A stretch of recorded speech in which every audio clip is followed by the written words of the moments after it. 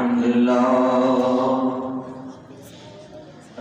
لله رب العالمين والصلاة والسلام على سيد الأنبياء والمرسلين أما بعد فأعوذ بالله من الشيطان الرجيم بسم الله الرحمن الرحيم قال الله تبارك وتعالى في القرآن المجيد سبحان الذي يسرى بعبده ليلا من المسجد الحرام إلى المسجد الأقصى الذي باركنا حوله لنريه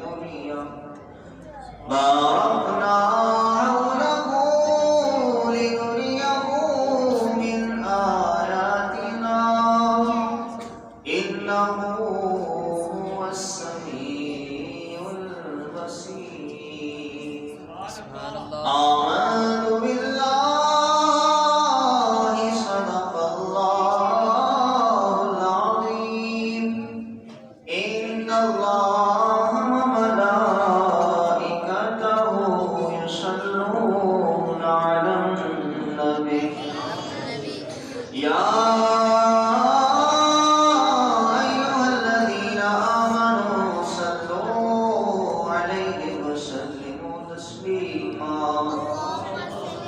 بڑی الصلاة والسلام عليك يا رسول الله الصلاة والسلام عليك يا حبيب الله الصلاة والسلام عليك يا نبي الله وعلى آلك وصحابك يا نور الله محترم اور پیارے بھائیو، اللہ رب العزت کے فضل و کرم سے، رب کریم کی عطا کردہ توفیق سے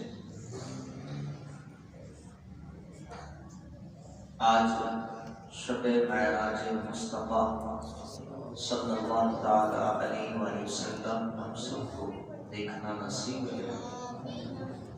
اللہ تبارک و تعالی ہم سب کو آج کی مبارک رات کی برکتیں نصیب فرمائے، اور رب تبارک و تعالی کا اس بات پر بھی شکر ہے کہ مولا کریم نے ہزاروں لوگوں میں سے چن کر ہمیں یہ سعادت بخشی کہ ہم پیارے محبوب علیہ السلام کی معراج کا تذکرہ سننے کے لیے جمع ہوئے، کیونکہ رب تبارک و تعالی کی عطا کردہ توفیق کے بغیر کوئی بھی نیکی ممکن نہیں ہے۔ رب تعالی نے ہمیں یہ توفیق بخشی کہ ہم محبوب کریم صلی اللہ تعالی علیہ وآلہ وسلم کی معراج کی محفل میں حاضر ہیں۔ اللہ رب العزت کی بارگاہ میں یہی دعا ہے کہ مولا کریم ہم سب کو اس محفل پاک میں شرکت کی برکت سے دنیا و آخرت میں برکتیں نصیب فرمائے۔ محترم اور پیارے بھائیو، معراج مصطفیٰ اللہ تبارک و تعالی کی جناب سے آقا دو جہاں صلی اللہ تعالی علیہ وآلہ وسلم کے لیے عظیم تحفہ ہے۔ اللہ تبارک و تعالی نے اپنے محبوب صلی اللہ تعالی علیہ وآلہ وسلم کو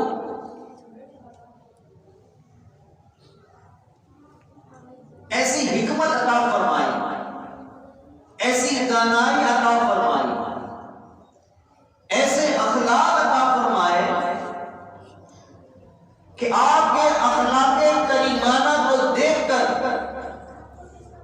لوگ آپ کے گیت گایا کرتے تھے.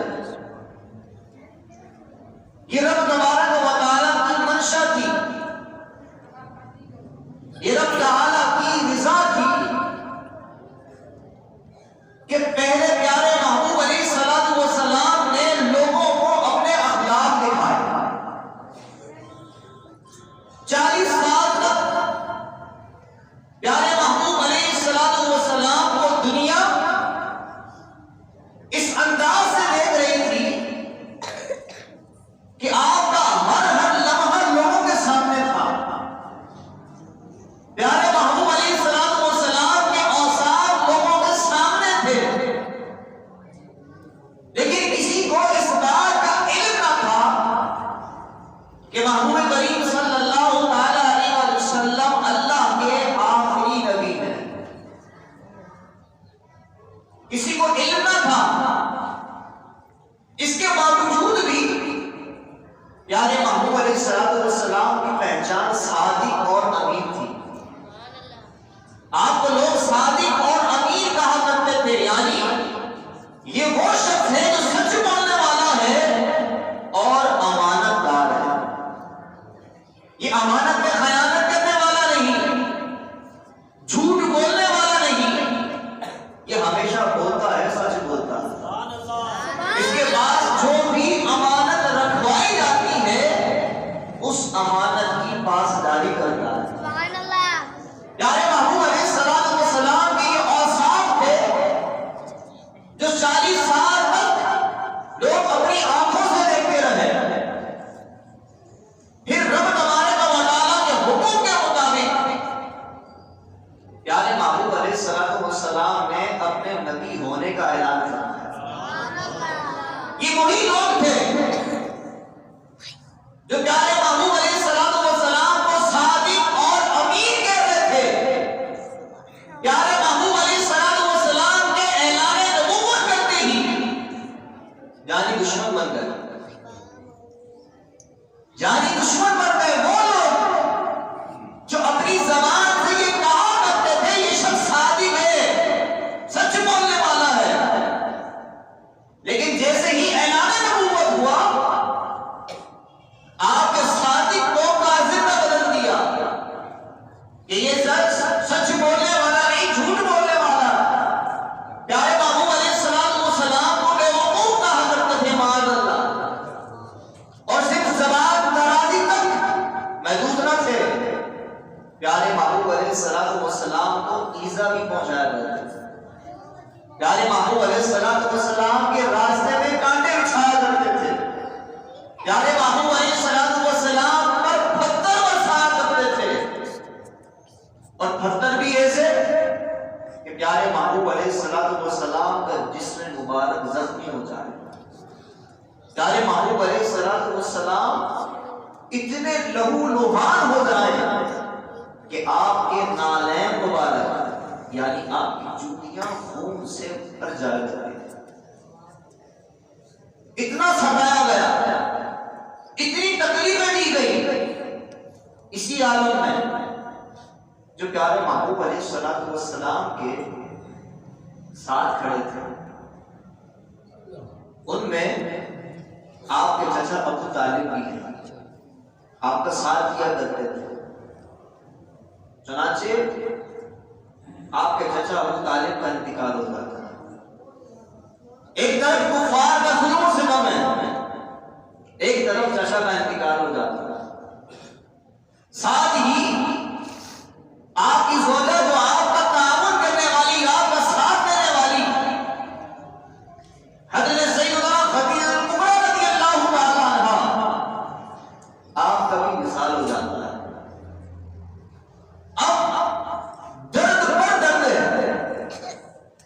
آزمائش پر آزمائش ہے، دل دکھا ہوا ہے، رنجیدہ ہے. اسی رنجیدہ دل کے عالم میں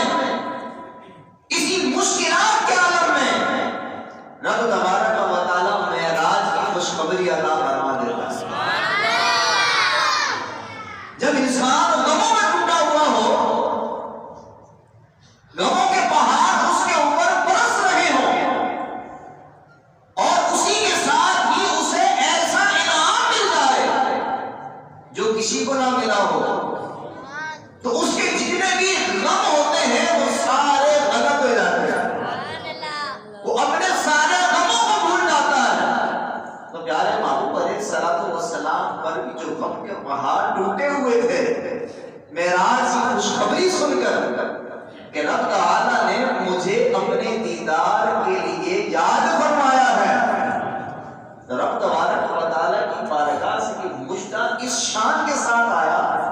اب اس کے پس منظر کو آپ سمجھ گئے ہوں گے کہ پیارے محبوب علیہ السلام کی اس وقت خوشی کا عالم کیا ہوگا. اور قرآن نے جو پیارے محبوب علیہ السلام کی معراج کی ابتدا فرمائی اس شان کے ساتھ فرمائی، سبحان الذی اسرا بعبدہ لیلا من المسجد الحرام الى المسجد الاقصى. لوگ اعتراض کرنے والے ہر دور میں آئے. آج رب تعالیٰ کے کرم سے الحمدللہ اس وقت جو ہم موجود ہیں ہم اعتراض والوں میں نہیں ہیں، جبھی تو بیٹھے ہیں. آج ہم بھی اگر اعتراض والوں میں ہوتے تو آج ہی ہم اس محفل کا حصہ نہ بنے ہوتے. رب تعالیٰ کی شان دیکھیے، رب تعالیٰ کی ذات کو یہ علم تھا کہ میرے محبوب کریم علیہ السلام کی معراج پر انگلیاں اٹھیں گی. پہلے ہی رب تعالیٰ نے ہوشیار کر دیا کہ میرے محبوب علیہ السلام کو ملنے والے اس انعام پر اعتراض کرنے والوں یاد رکھو سبحان الذی، جس نے محبوب کریم علیہ السلام کو مسجد حرام سے مسجد اقصی تک کی سیر کروائی ہے. وہ ذات پاک ہے، وہ ذات پاک ہے، وہ ذات پاک ہے. اس کے ساتھ کسی اعتراض کو مت جوڑنا، اس کے ساتھ کسی بےہودہ بات کو مت جوڑنا، اس کے ساتھ جھوٹی بات کو مت جوڑنا. وہ سبحان ہے، وہ پاک ہے، وہ ہر عیب سے پاک ہے. رب تعالیٰ کی بارگاہ سے پھر آگے پیارے محبوب علیہ السلام اس معراج کا تذکرہ ہوتا ہے کہ میں نے اپنے محبوب کو مسجد حرام سے مسجد اقصی تک کی سیر کروائی. اب وہ دور ہوائی جہاز کا نہیں تھا، کار کا دور نہیں تھا، بائک کا دور نہیں تھا. پیدل سفر ہوتے تھے، جانوروں پر سفر ہوتے تھے، اور مسجد حرام سے مسجد اقصی تک کا سفر یہ مہینوں کا سفر تھا. کوئی ایک آدھ دن کی بات نہیں تھی، ایک آدھ گھنٹے کی بات نہیں تھی. پیارے محبوب علیہ السلام فرما رہے ہیں کہ مسجد حرام سے مسجد اقصی تک کی سیر کی ہے. اسی کے ساتھ ہی احادیث طیبہ کے ذریعے بیان فرمایا کہ آسمانوں کی سیر کی ہے، جنت کی سیر کی ہے، جہنم کو دیکھا ہے، اپنے رب کا جلوہ دیکھا ہے. لوگ اعتراض کرنے لگے،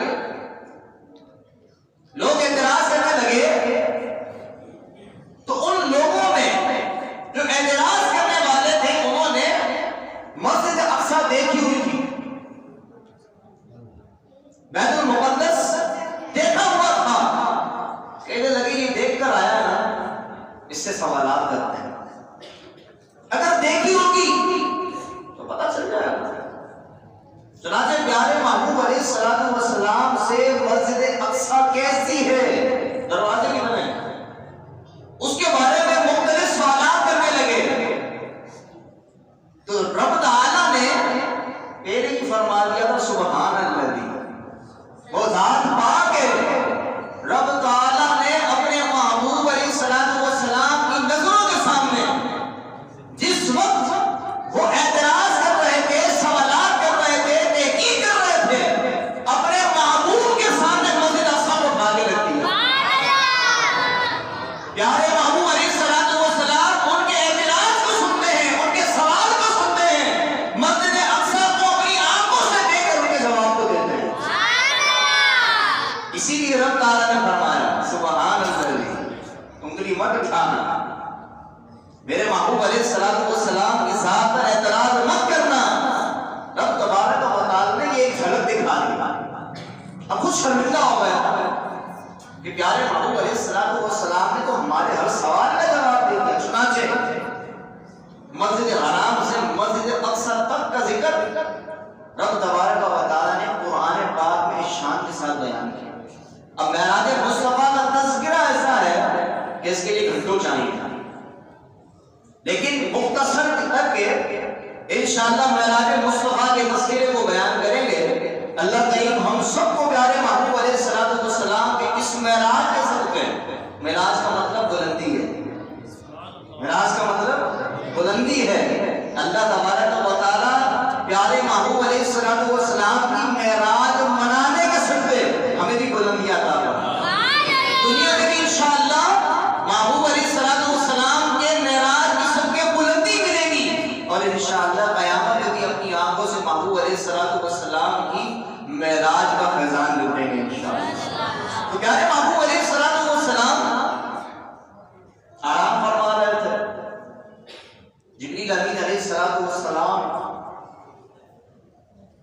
رب تبارک و تعالیٰ کی دعوت لے کر حاضر خدمت ہوتے ہیں۔ پیارے محبوب علیہ السلام کو معراج کی خوشخبری سناتے ہیں۔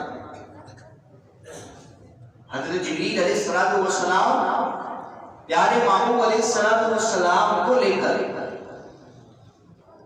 خانہ کعبہ میں حاضر ہوتے ہیں۔ پیارے محبوب علیہ السلام کو حتیم میں، آپ نے دیکھا ہوگا خانہ کعبہ کے ساتھ ایک باؤنڈری ہے، اسے حتیم کہتے ہیں، اور وہ کعبے کا حصہ ہی ہے۔ جو اس کے اندر داخل ہوا وہ ایسا ہے کہ وہ خانہ کعبہ کے اندر داخل ہوا۔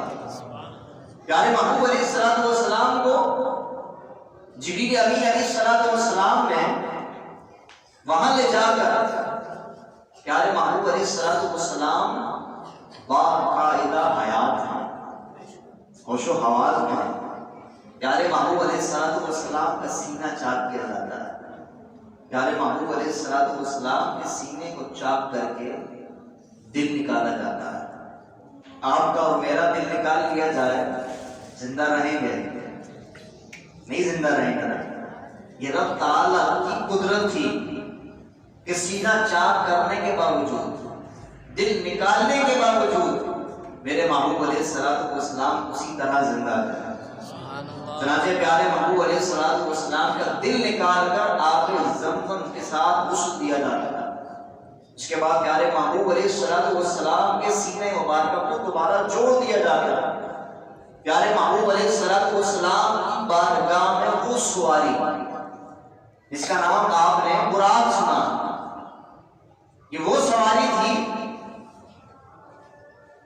کہ جس کی نظر کا اور رفتار کا عالم یہ تھا کہ جہاں اس کی نظر جاتی تھی وہاں اس کا قدم ہوتا تھا، اس کی اتنی رفتار تھی۔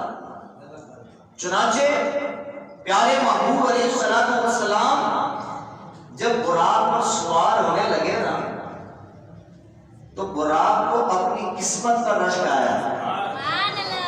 آپ نے پیارے محبوب علیہ السلام کا وہ محبت بھرا انداز بھی سماعت کیا ہوگا کہ محبوب کریم علیہ السلام جب احد پہاڑ پر تشریف لے گئے، ساتھ میں صدیق اکبر تھے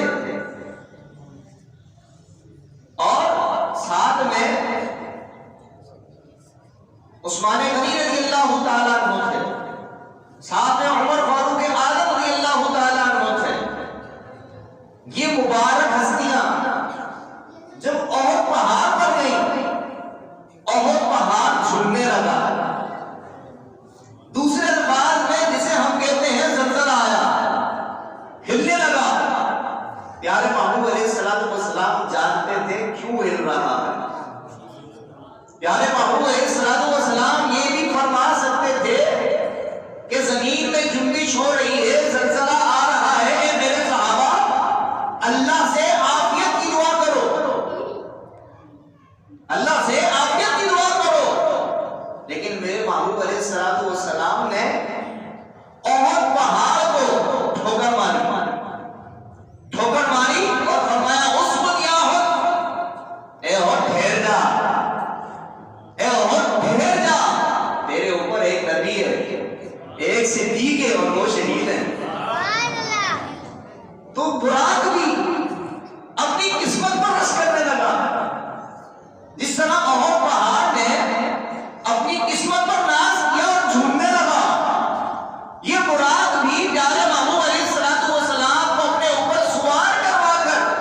جھومنے لگ گیا۔ جبریل امین علیہ السلام نے جب دیکھا وہ فرمانے لگے اے براق کیا کرتا ہے؟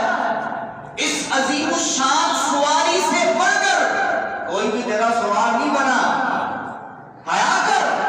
جیسے ہی براق کو جبریل امین علیہ السلام یہ فرماتے ہیں، براق کے تو پسینے چھوٹ جاتے ہیں، براق کے پسینے چھوٹ جاتے ہیں اور پسینوں سے شرابور ہو کر بالکل ساکن ہو جاتا ہے، بالکل ٹھہر جاتا ہے۔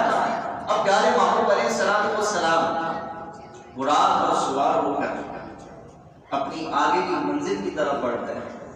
پیارے محبوب علیہ السلام کو جبریل امین علیہ السلام 3 مقامات پر نماز پڑھاتے ہیں۔ ایک مقام پر جب نماز پڑھتے ہیں، جبریل امین علیہ السلام عرض کرتے ہیں یا رسول اللہ، جہاں آپ نے نماز پڑھی ہے نا یہ مدینہ ہے اور یہیں پر آپ کی ہجرت ہوئی۔ دوسرے مقام پر پیارے محبوب علیہ السلام کو جبریل امین علیہ السلام نے نماز پڑھنے کا عرض فرمایا۔ چنانچہ جبریل امین علیہ السلام نے عرض کی یا رسول اللہ، اس دوسری جگہ پر جہاں آپ نے نماز ادا فرمائی ہے، اس مقام پر حضرت موسیٰ علیہ السلام اپنے رب سے حق کلام ہوتے تھے۔ تیسرے مقام پر پیارے محبوب علیہ السلام کی بارگاہ میں حضرت جبریل نے عرض کی یا رسول اللہ، یہاں پر بھی نماز ادا فرمائی ہے۔ جو تیسرا مقام تھا وہ تھا بیت لحم، اور یہ وہ مقام تھا کہ جہاں پر حضرت عیسیٰ علیہ السلام پیدا ہوئے۔ ان 3 مقامات پر پیارے محبوب علیہ السلام نے نماز ادا فرمائی۔ اس بات سے یہ ثابت ہوتا ہے کہ مقدس مقام پر نماز پڑھنا ہمارے آقا کی سنت ہے۔ جبریل امین علیہ السلام نے ان مقامات پر نماز ادا کروائی نا جو مقدس مقامات تھے۔ مدینے سے مقدس کون سی جگہ ہوگی؟ مدینے سے مقدس جگہ کون سی ہوگی کہ میرے محبوب کریم علیہ السلام